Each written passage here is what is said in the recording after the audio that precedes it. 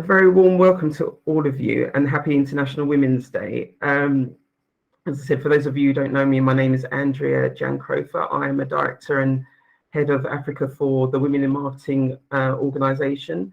Women in Marketing is a global network of professionals in the marketing, advertising and communication fields.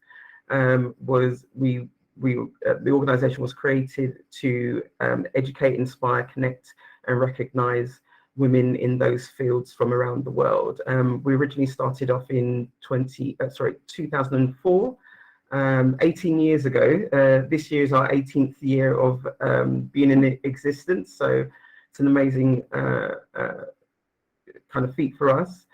We started off in 2004 as part of the Chartered Institute of Marketing, and we've kind of pretty much grown since then. We're now separate from the Chartered Institute of Marketing, and we are a community interest company, which is pretty much like a social enterprise, a not-for-profit organization. I'm not going to spend too much time talking because there is the main event coming, but I just want to initially just thank all the panelists and also our partner organizations, to Google first of all for supporting us in delivering this event on their panel. On their platform, and to providing support for us to be able to do this.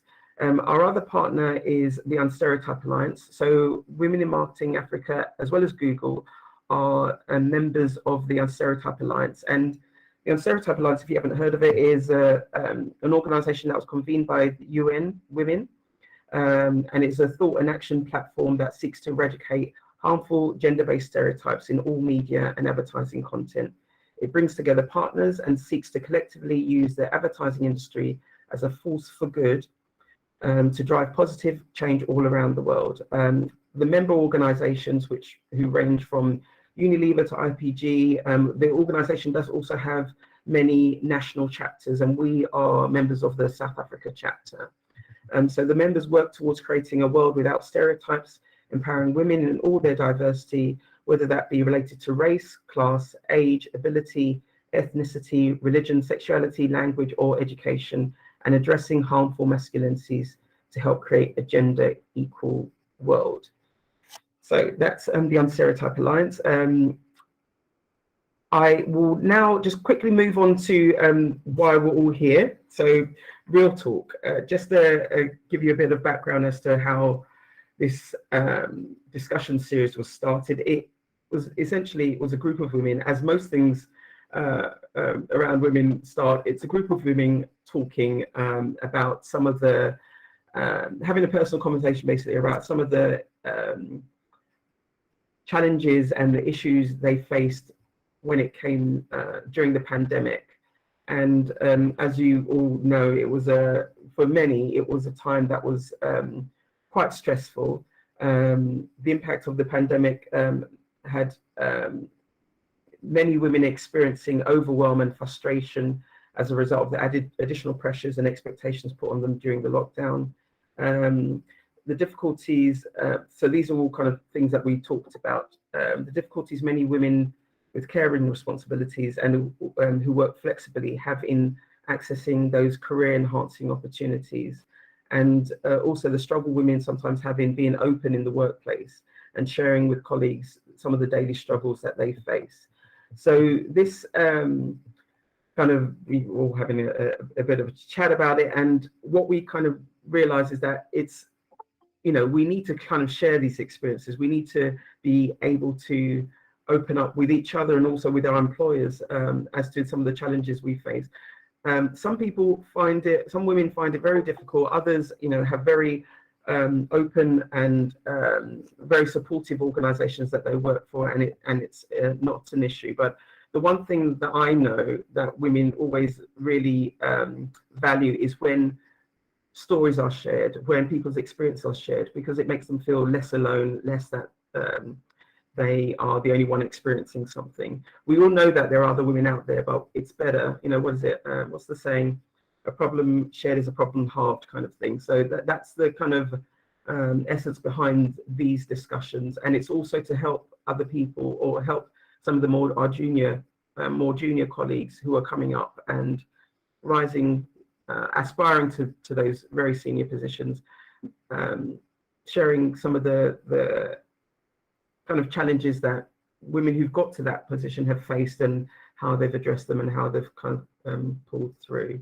So without further ado, I'm going to hand over to Stacey Graham, Dr. Stacey Graham, who's our moderator for today. So I'll backtrack a little bit. This is our first Real Talk series, Real Talk discussion.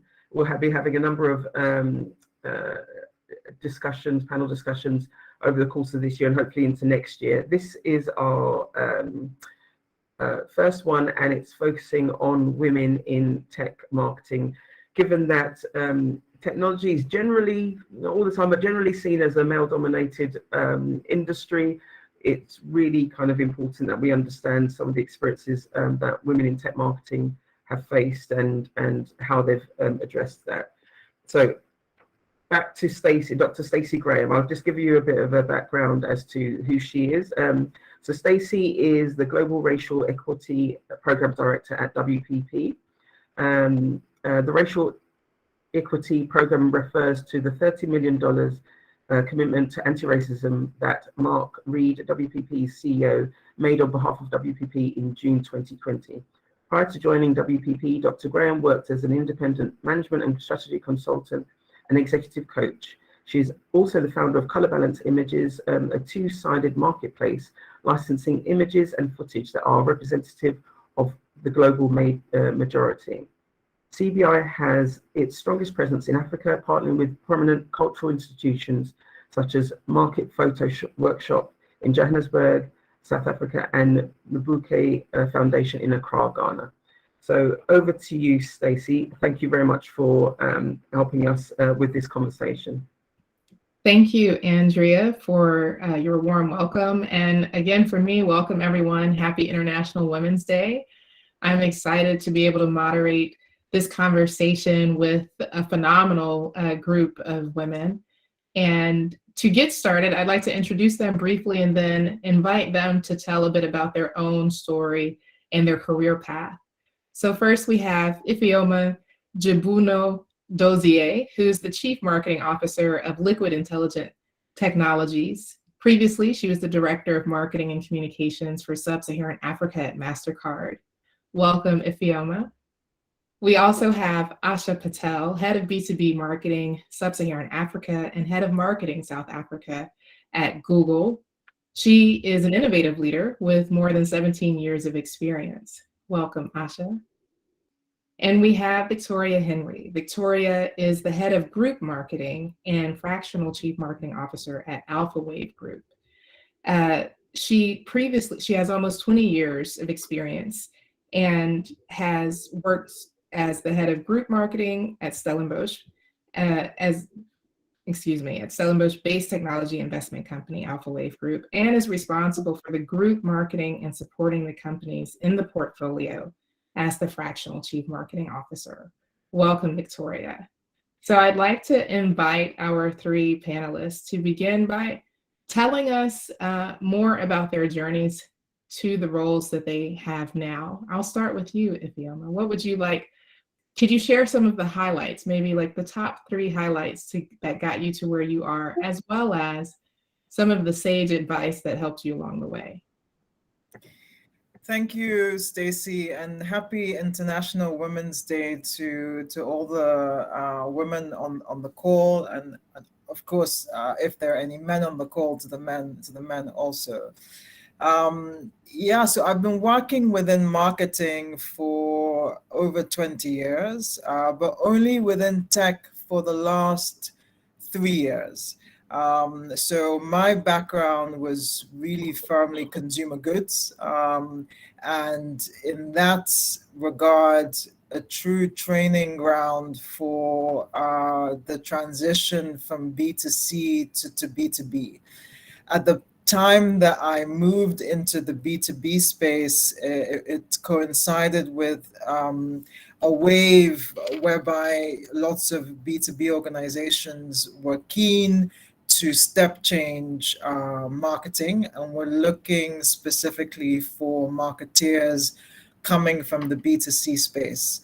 So there are a lot of theories about what's different in relation to B2C and B2B, but there's a lot more convergence with the need to market to human beings, you know. So in as much as you're working for a B2B organization or a B2C, at the end of the day, you're speaking to human beings. So I think for me, you know, one of the key highlights and what has gotten me here is in relation to having sponsors, those critical stakeholders internally that have really enabled me to put a mirror up to myself in terms of evaluating my strengths and acknowledging the areas of improvement. And I think that has been extremely valuable, especially in terms of recognizing my strengths. I think as women, we typically focus on, you know, what can we do better, but you know, being able to also be aware of the things that you are good at, and having a spokesperson stand in your corner and also drive your career path accordingly has been extremely helpful. Hard work and resilience, I think, you know, goes without saying, especially resilience. So, you know, for the amount of times you fail, you know, you have to pick yourself up and you have to keep moving forward. And really that grit is critical. So working in B2C, I worked in the beer industry, which was extremely male dominated. And now I've come into the tech industry, which is extremely male dominated, you know. So the punches you get are a bit different, you know. So being able to recover from the punches and the grits that you have as a result has really enabled me to move forward in my career. And I think the last thing that I would say is, when you are able to take stock of your strengths, you can also be in a better position to mentor. You know, you can be in a better position to share your experiences with others, and to ensure that, you know, those who are rising up in the ranks also can follow a path of success. So for me, being able to mentor and share my wins as well as my failures has helped me in my own journey. So the only nugget of wisdom that I would share is, you know, be your biggest ambassador. You know, treat your career as though you were building a brand. You know, ensure that you establish enough awareness, ensure that you understand your reasons to believe, and, you know, ensure that you're constantly creating that awareness internally and externally. So yeah, I think that would be my few bits of nuggets of wisdom, if I can call it that myself. Yeah, to share. Thank you. Thank you so much, Ifeoma. I will pass over now to Asha. Obviously, in your many different roles, you have had a tech focus. You've had the opportunity to work in several industries, from finance to gaming to now Google. Tell us a bit about your path, what you've learned along the way, and any sage advice that you received during that time. Thanks, Stacey. And again, a happy International Women's Day to everyone on this call.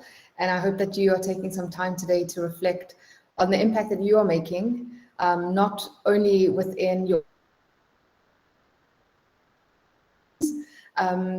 through the children that you are raising, and the communities that you are impacting by raising incredible human beings. And even if you don't have kids, I think just to take stock on the impact that we are making as women. So my love for tech really began in high school. when I studied computer science and computer science and coding in school. And I was just fascinated by the fact that you can actually build and create something through a couple of lines of code. And that was mind-boggling for me. And so I started out my university journey actually doing a degree in computer science.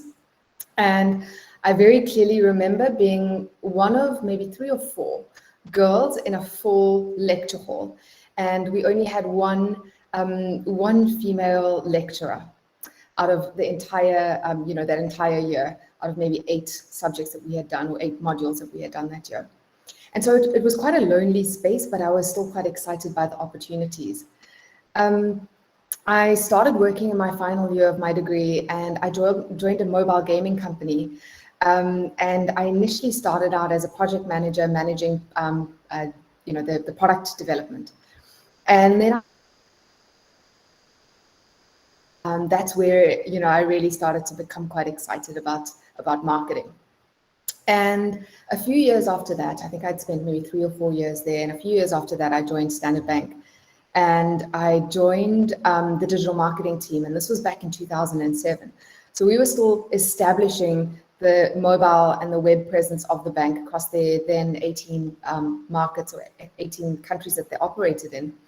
And it was really exciting because we were building out tools like ATM locators, which didn't exist. I mean, this is like pre-Google Maps days. So finding an ATM or a branch was basically impossible, and just excited by the possibilities that technology had. And then I got a call from a recruiter out of Dublin, and I interviewed for a role in the sales team, actually, in South Africa. And I got the role, and I spent, again, maybe 4 years in that role. And then I transferred to the UK with Google, where I led global relationships with Unilever for Europe, Middle East, and Africa. And then my husband and I met, and we then got engaged, we got married, and I was pregnant all the while that I was in London and he was in Cape Town. And so at 7 months pregnant, I decided it was time to come home. And so I packed up my bag, and with a big belly, I boarded a flight, and I was actually lucky that they let me onto that flight. And I came to South Africa, where I now lead B2B marketing for Sub-Saharan Africa. And that's a role that I've been in for 4 years. And I really feel like I've graduated through many life stages while at Google, and also multiple countries, through the relocations, and now have two young kids. And I'm in a role that I really enjoy. So in terms of advice that I would want to share with anyone, I think I've been awarded the most when I've taken the biggest risks in my career. And I think oftentimes as women, we feel less able or less supported to take those big risks. And, my younger self, to anyone on this call, is take those risks. You've got to believe in yourself, and believe that you will be rewarded, whether it is through a challenging situation which forces you to grow and develop, or a situation where you can easily walk on an easy path.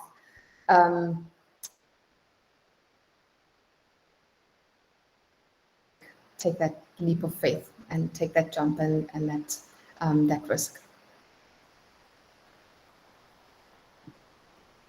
Thank you, Asha.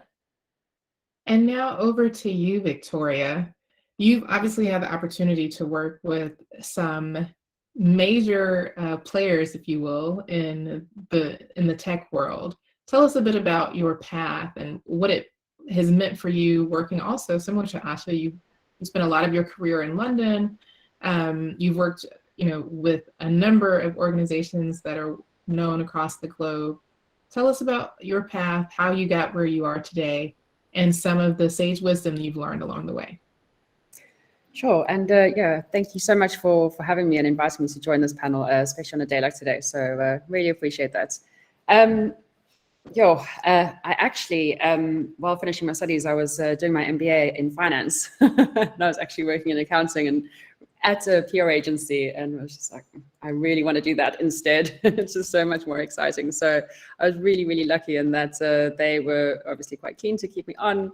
But the only spot available was in the tech team, the B2B tech team too. And I was like, oh, at that age, I still wanted to do all the fun consumer PR. So slightly different, I guess, to the journey that you had originally taken. I wanted to do that, whether it was people or, really cool, fun brands that you lived and breathed every day. But looking back, I'm just, so grateful that was the career path that I stepped into, because technology is changing all the time. And it's so important in our daily lives, whether that's, in the consumer world or even in the business world.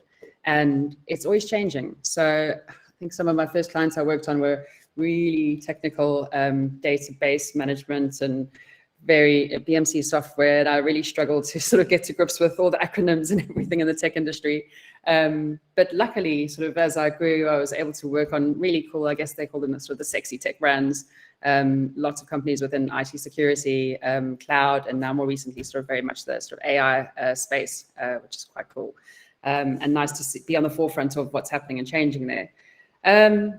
So from there, I was asked to set up EMEA communications for VeriSign, which was all still very PR driven. And then had the opportunity, our VP of EMEA asked me to head up enterprise marketing for VeriSign for EMEA too, which was, again, just another great opportunity. And from there, went on to work at Symantec, and then joined, also then had a child in between and joined a local agency, marketing agency, JD Marketing, in London, where I worked at. And luckily, they were happy with me to continue working for them when I moved back from London to South Africa. So originally from South Africa, 18 years in London, came back and was able to work here remotely. So much stuff is remote, and I think this is the the best thing for women, especially as you bring up a family, is how often do you really meet with clients, agency side at least, and just committed to going back every 3 months, which was great. You could have the best of both worlds. So that was great. After that, worked for Salesforce, also doing UK events for Salesforce from Cape Town. So that was interesting. Lots of traveling, but again, a great opportunity. And then when that role finished, I had to get my first job in South Africa, which totally scared me. And I was like, oh, I'm speaking to recruitment agents, and they're like, this is how much you're going to earn. You can't expect to earn these, London salaries. And actually found that there was a huge opportunity in the South African market. So my first job was CMO at Data Profit, a local AI startup. And then since leaving Data Profit, that actually ended at the beginning of the pandemic in April 2020, when they didn't think that their growth projections were going to be as positive as we had expected. And they didn't need a CMO anymore at the time. So that was pretty scary. My daughter actually walked in while I was on the call in a very unhappy way. But then within 3 weeks, got a whole bunch of new consulting roles, and now have a permanent role at AlphaWave Group. And there are 16 companies in the AlphaWave Group portfolio. We're a technology investment company. So I support them as fractional CMO as and where it's needed.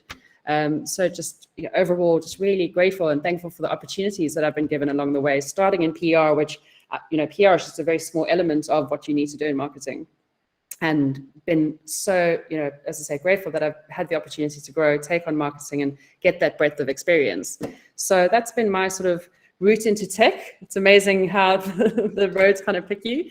And then, just in terms of three bits that I've learned along the way, I guess, is if you don't ask, you won't get. And this is my motto in life generally, even as a woman, don't stand back. They've always been like, yes, ma'am, no, yes, ma'am, no, ma'am, whatever it might be, just ask.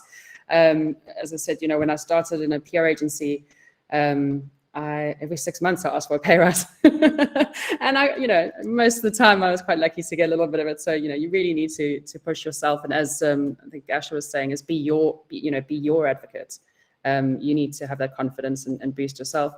Other than that, agency experience, as I mentioned, I started in agency life and went back later. Agency life is tough, really, really tough. But I do think everybody needs to go through that. You learn a lot very quickly. So that would be another key learning that I had. And then, finally just realizing that you can't make everyone happy all the time. Some people you work with, especially in the tech industry, are not always going to see the value that you bring. And that's okay, and realizing that's okay, and obviously trying to continuously learn and adjust and just deal with the challenges and situations you're faced with. Thank you so much. And just a reminder to our audience that there will be time for Q&A towards the end of the discussion. So if you'd like to start putting your questions in the chat, we will try to get to as many as possible a little later in the discussion. I want to come back to something you said, Ifeoma. Very importantly, you use what is today perhaps a buzzword, but an important word, resilience. Often when we come to these types of panels, we feel inspired by the stories that we hear, but those stories often neglect the full picture of people's experiences. And it would be great to hear from you about some of the challenges that you think perhaps translate well to our experience over the last 2 years. Obviously, the world is in a very different place than it was perhaps in 2019, but at the same time, we know that challenges, especially as women, as professional women, are not new. So I'd love to hear from you a little more about the challenges you experienced on your path, and how some of what you learned may be very helpful for what we're finding ourselves in today. Yeah, so yeah, thanks for the question, and it's an interesting one, because as a woman, as a Black woman, I have faced different challenges along the way, and it's always interesting the way it presents itself, right? Because you're in a professional workplace. I've worked for global organizations. I've worked at Heineken, and I worked at MasterCard. So it presents itself differently. It either presents itself in terms of cultural fit, or presents itself in terms of competencies and not quite matching. Now, ultimately, it's about bias, and sometimes it's conscious bias, but more times than not, it's unconscious bias.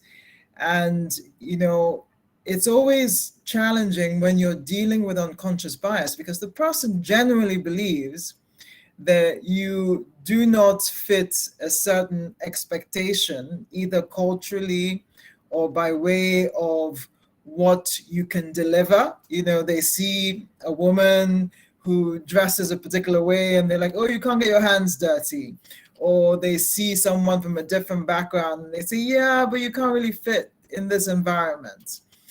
And the way I've always tried to manage those instances is to really, make the person aware that I can. So by challenging their conclusions and their expectations, I first start from the position of, I actually can do this, and I'm actually right for this role for these reasons. And it goes back to, really understanding your core strengths and being able at any opportunity to clearly articulate what those core strengths are. But then moving beyond that, to challenge the person in front of you, to make them try and defend their position. And that's for me, I think, the real power of being confident enough to say, but why do you think so? Based on everything I've told you, I think I can do this. Why? What gives you the impression, or how can I help you more in coming to that understanding in terms of what I can or what I can't bring to the table? And that's where they always get stuck, because that's where the realization on their side that they're probably demonstrating bias comes in. And it requires a degree of delicate, sensitivities, because you don't. I'm not a confrontational person, right? And I'm there to do a work. I'm not. And sometimes you end up changing the workplace. But my first desire is to do great work. And if that means I challenge and change the world as a result, fantastic, but I don't start with, I'm going to change the world, right? So when you're dealing with that sensitivity, and you see the person realizing that they're probably experiencing or or demonstrating bias, you know, it's a very delicate balance, and you need to have the confidence to keep on having that conversation, but to elevate it, not to get stuck on the bias or the differences, you know, in terms of where you come from, but to really make it competent and fact-based. And I've received feedback over the years from people who have said, thank you for making me aware of, you know, the fact that I could have potentially have demonstrated unconscious bias. And that's quite rewarding. It doesn't happen all the time. Sometimes you have to keep banging that drum. Sometimes you need to walk away and share your experience with a few of your internal champions. And sometimes you have to constantly, you know, keep proving, unfortunately, the other person wrong, which can be quite exhausting and tiring, you know. But I've also learned that you're only as good as your last success, and you constantly have to keep demonstrating your worth. And as challenging as that sounds, it's something that I have embraced, and it's something that I keep doing. So yeah, that would be my experience in that regard. Thank you so much. I think it's important that that is named, right? That bias exists. It's an important part of the brain. Otherwise, we wouldn't survive making so many decisions every day, but it can influence the way we interact with people. And making it conscious can be a way of bringing about change a bit faster. I really appreciate those words. Building on that, Asha, I'd like to ask you, you mentioned taking risks and taking the leap, which can also be quite challenging, as research shows that women aren't really seen to be risk takers, and so may be assessed differently for taking those risks. Could you talk a little bit about some personal examples of where you took risk and if you encountered any challenges in doing that? Yeah, sure. You know, and I did want to just also comment on some of the challenges that I have personally faced in my career. And it actually ties in nicely with your question. You know, for me, one of the biggest challenges has been having a lack of female role models that I could look up to and that could help me along. I've always had sponsors and mentors throughout my entire career, and those were always male. And when it came to becoming a mom, I had started managing a team at exactly the same time. And I felt that I was really struggling because there was no one that I could go to and turn to say, you know, how do you navigate this whole motherhood work responsibility? Because they are 2 full-time jobs. It's 2 full-time roles that you are occupying. And how do I juggle my career between pumping milk at work and meetings and traveling? And how do I know that I'm actually a good mother? Am I doing a good job? You know, and I didn't have someone to actually ask because I didn't have that type of female role model in my career. And now I feel like it's my responsibility to actually be that type of leader to the women in my team. I lead a team that's mostly made up of females. And I understand my responsibility towards them. And, you know, to your question around taking risks and, you know, examples of taking risks. So although I haven't had strong female role models in my career, I have 2 incredibly strong female role models in my personal life, in my paternal grandmother and my mother. Both of these women have defied the odds. My grandmother had 10 kids, and she ran a business, and she raised these kids single-handedly. She learned how to sew, crochet, cook, bake, make the finest pastries, and was just a model of hard work, dedication, and commitment to me. And my mother has been a true pillar of strength in every aspect of that particular word. She's also quite a dichotomy because she's a kind, warm, and nurturing mother, and at the same time, the type of person that you would take into battle with you. So those are my role models, and you know, seeing and experiencing their lives firsthand, And both of their stories are about pain and overcoming suffering and trauma and loss. And despite all of those odds, seeing them constantly push forward and taking massive risks. My mom's Zimbabwean. She came to South Africa when she was married at the age of 21. Didn't know a single word of Afrikaans. She lived in a small mining community where she couldn't get hired because she couldn't find a job because of the color of her skin. And that didn't stop her. She kept pushing forward. And so that really is, you know, the model for me when it comes to taking risks. And some of the risks that I've taken are putting up my hand to lead, you know, industries that didn't have much traction early on in my career in sales at Google, or moving countries into a role where I knew no one. It was a completely new role with a global team. And knowing that I would have to start from scratch in terms of my learning, going from, you know, conscious competence to complete unconscious incompetence in this new role, and having to really forge a path for myself. And that role really, and taking that leap of faith and moving countries doesn't sound like much, but for you know, an Indian girl growing up in an Indian community in an Afrikaans mining town, it was a massive leap forward for me, and one that I guess that for me is the shining example of you know, the most rewarding leap of faith and risk that I've taken in my career. Thank you for that, Asha. Also, you know, wonderful to hear these personal stories about phenomenal women who've played such a role in influencing your own path and inspiring you. So thank you. Victoria, I'd like to ask you about, similar to my question to Asha, you said that, you know, if you don't ask, you don't get. And again, there's plenty of research to show that women are not treated the same in negotiations. They're not expected to negotiate. They receive more pushback when they do negotiate. And so it's very interesting to hear that, you know, you said you were asking every 6 months for a salary increase. That's great. That's what a model.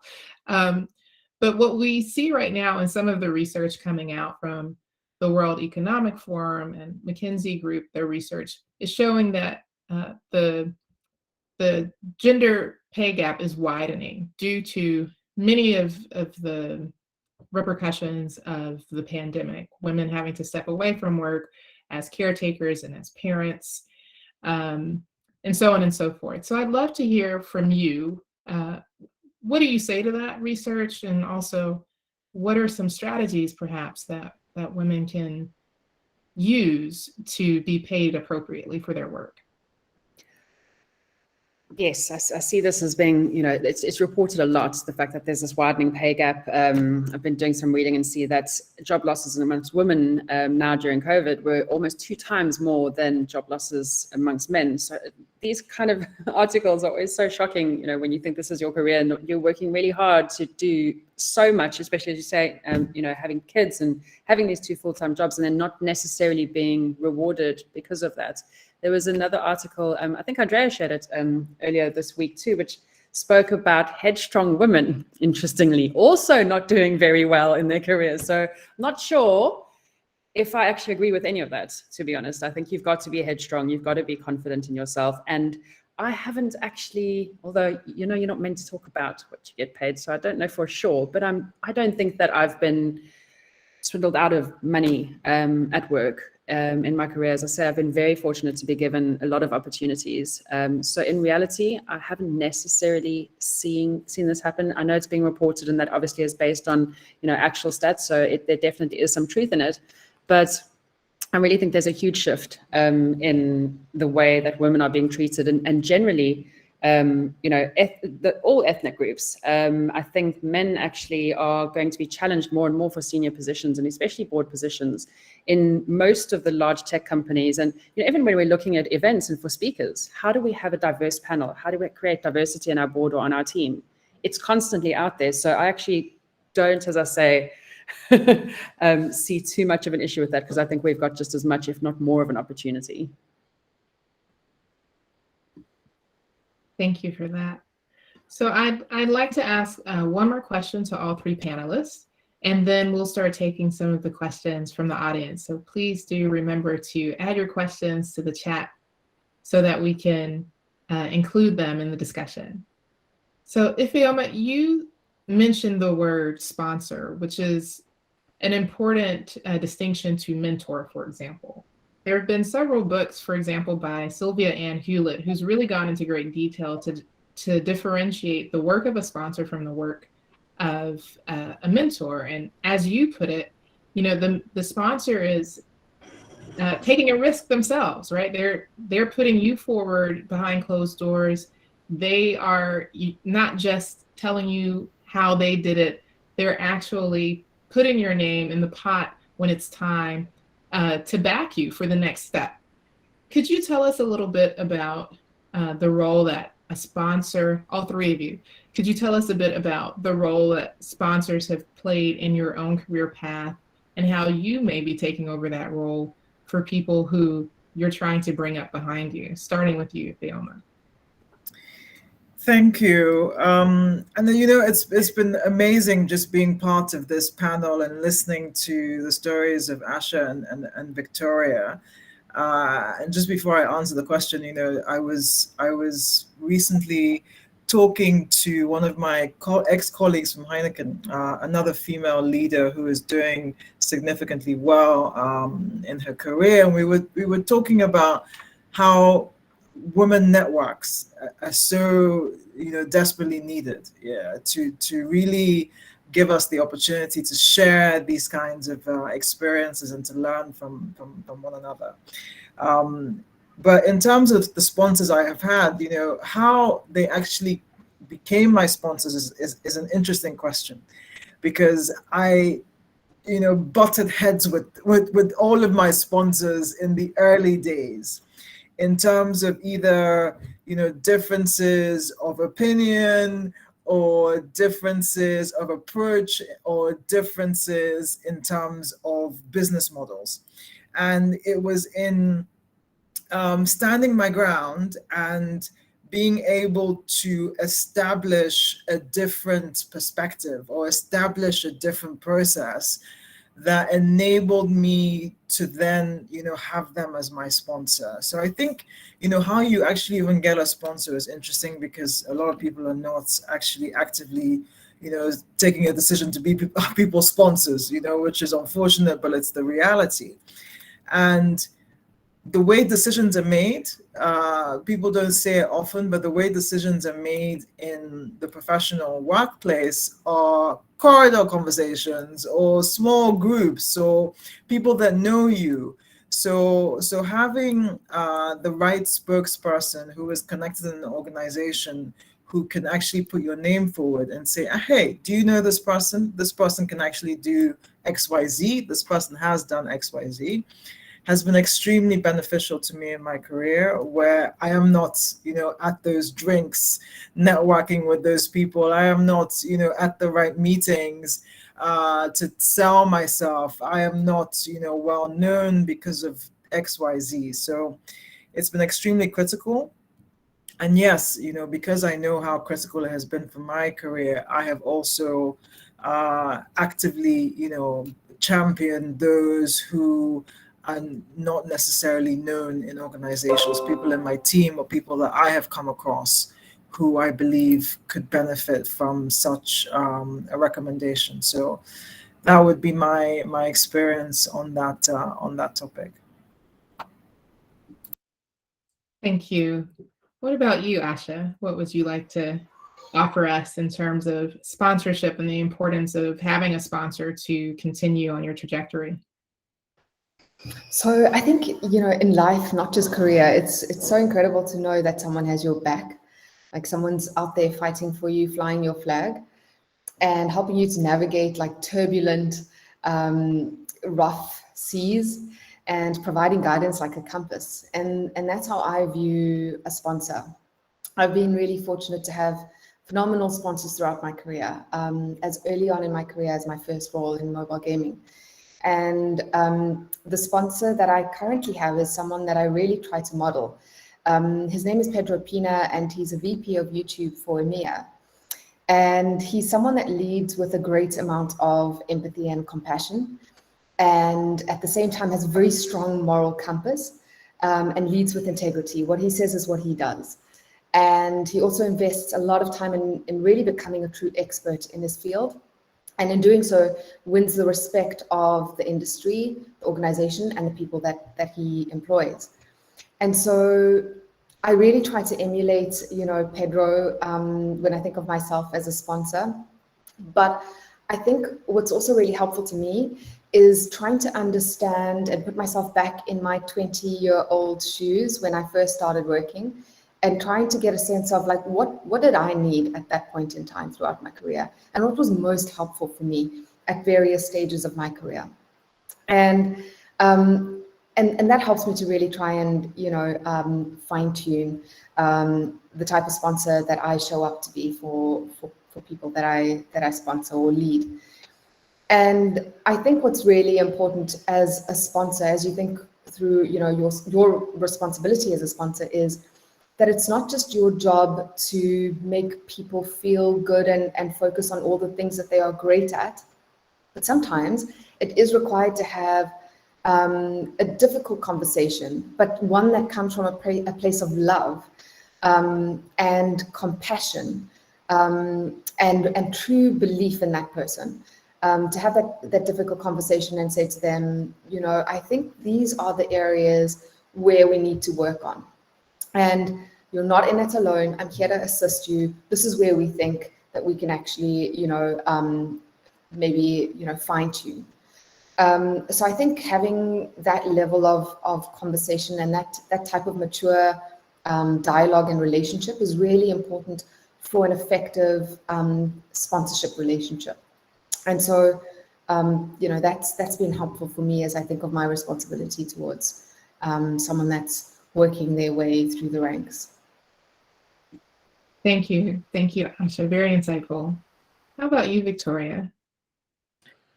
Yeah, I'll keep mine short so that we can get through some of the questions. But overall, I always found if someone took me under their wing, I knew that was going to be a great career progression role in my career. If you were just doing your job and everyone was just there, not necessarily promoting you, you would just be doing your job and be sailing through normally, as opposed to exceeding and flying in the wind.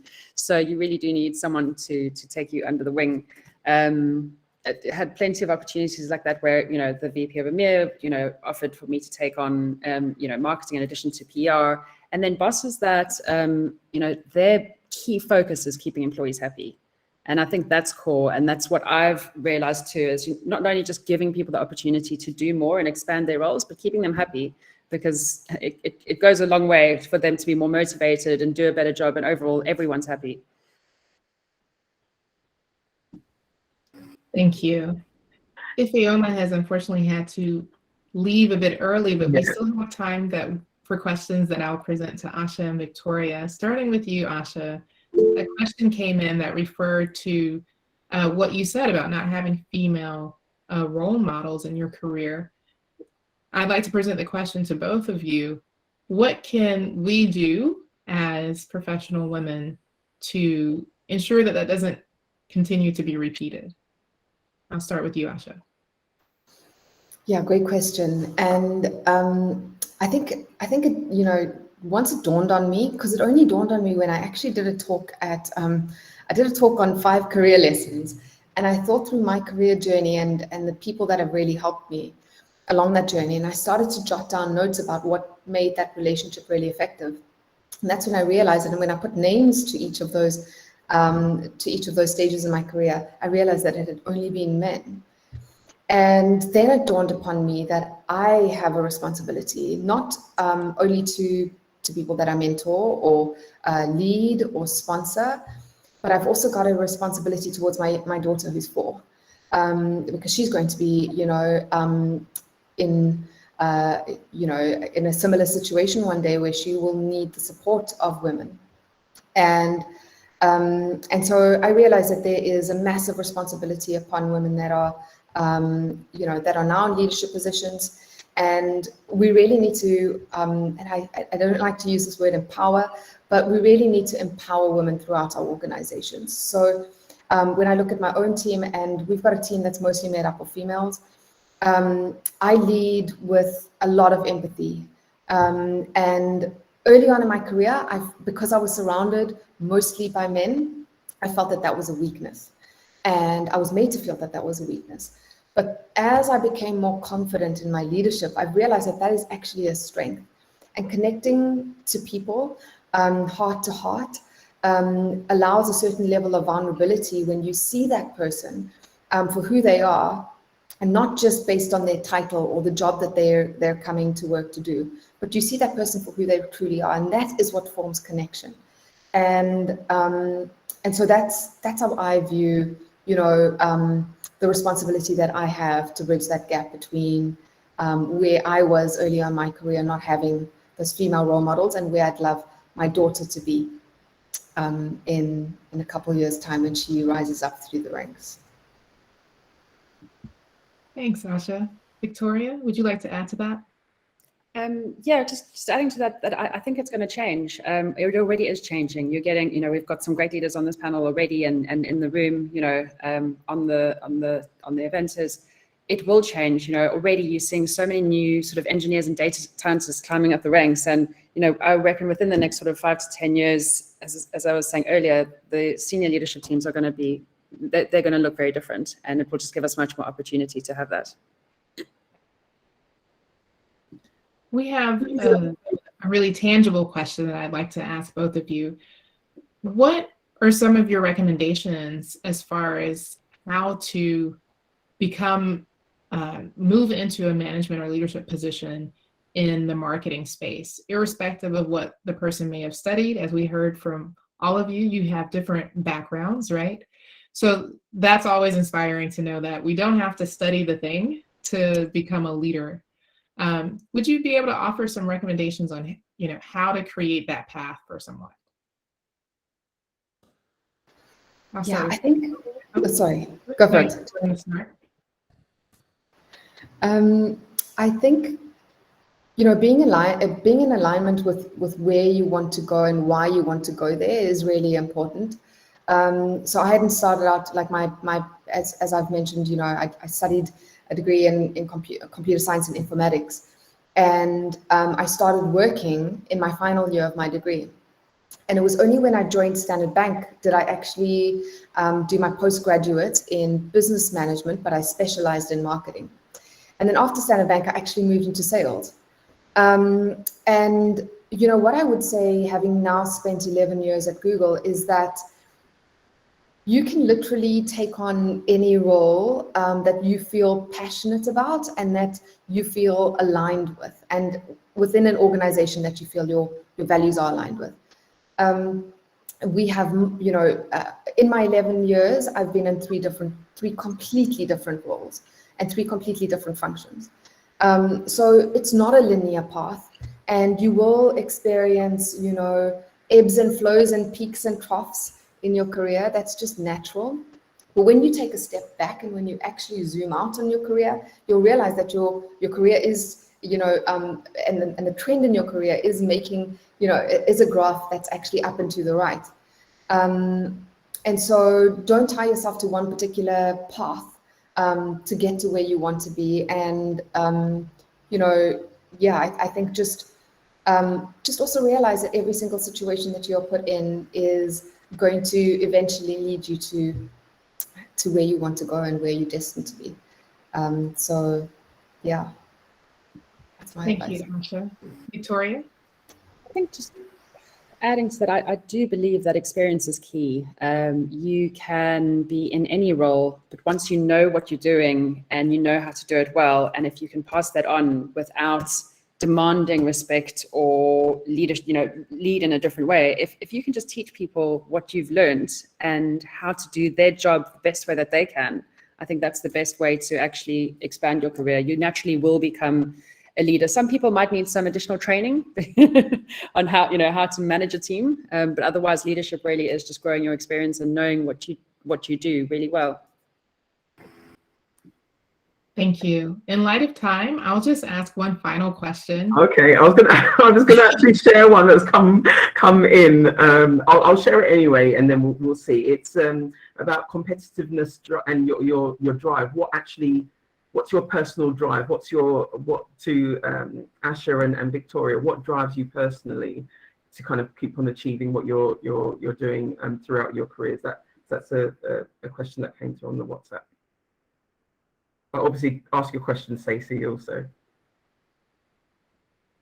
Well, we only have 2 minutes left, so really I was just going to ask if you wanted to leave us with something inspiring. Maybe that will tie in well with the question that came through.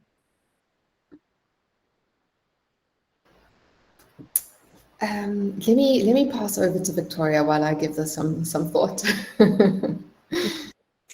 Okay, no worries. Yeah, drive. What gives me drive? I think if you were saying earlier, like always wanting to do great work, you know, and I think I've always had this drive to want to keep going no matter what challenges are thrown at you, you know, no matter what you're faced with, just really try and grow and do the best that you can. And if it doesn't work, you've learned from that, you know, and take that experience and move on. I just find generally in this world, you know, if you don't have that innate drive, you might find it a bit more difficult to get to where you want to be. So just go for it. So I'll share a very quick personal story. You know, I mentioned that I grew up in Klerksdorp in an Indian community, and I was the only child of color in an all-white preschool or play school. It was a Jewish school, Hebrew nursery school. And then up until high school, I was one of maybe 3 children of color. And I was acutely aware from the age of 3 when I was in play school that I was a child of color and I was different because I was treated differently. And that has been my driving, like my fuel. You know, that's really ignited me, was this desire to prove that I don't have to be like, you know, others, and that I am unique and I bring what's uniquely, you know, a strength, my strength, I bring to the team or bring to the organization, and that I can be the best version of myself by being me and by being different. And so that's been my driving force throughout my career, is not allowing the fear to really chain me down or hold me down, but actually using that as, you know, the fuel to fire me. So that's what's inspired me. Thank you so much. I'd like to just express my gratitude to all 3 of our panelists, Victoria, Asha, and Ifeoma, for joining us today. And thank you, Andrea, for organizing this and inviting me to facilitate the discussion. I'll hand back over to you now. Thank you so much, Stacey, for stepping in and moderating this conversation, and also to all the panelists, Ifeoma, Asha, and Victoria. Thank you so much for sharing your stories and for your time today. I'm not going to keep you guys too much longer with a minute past time, but I just wanted to kind of pick on a couple of things that were said. One thing I think Asha may have said is about owning your responsibility. Someone asked the question about how can we get more female role models, but you in yourself, you may not think it, but you are a role model to others, and just trying to own that for yourself and help others who are thinking about going into your field or on the pathway. There's always someone who could do with your help and support. Just really asking everyone to enjoy International Women's Day. Take that time to, as some of the panelists said, take stock, understand your strengths, understand what's unique about you, what drives you. Just kind of take stock of where you've come to at this point, and use it as a day to focus on yourself. So thank you so much, everyone, for joining us today. To find out more about Women in Marketing, please join our the Women in Marketing Africa LinkedIn group. We're also on Twitter, and we'll be in touch with all of you with our next installment of the Real Talk series. Thank you so much, and have a lovely International Women's Day. Thanks very much. Thanks, everyone. Thank Bye. you. Bye-bye.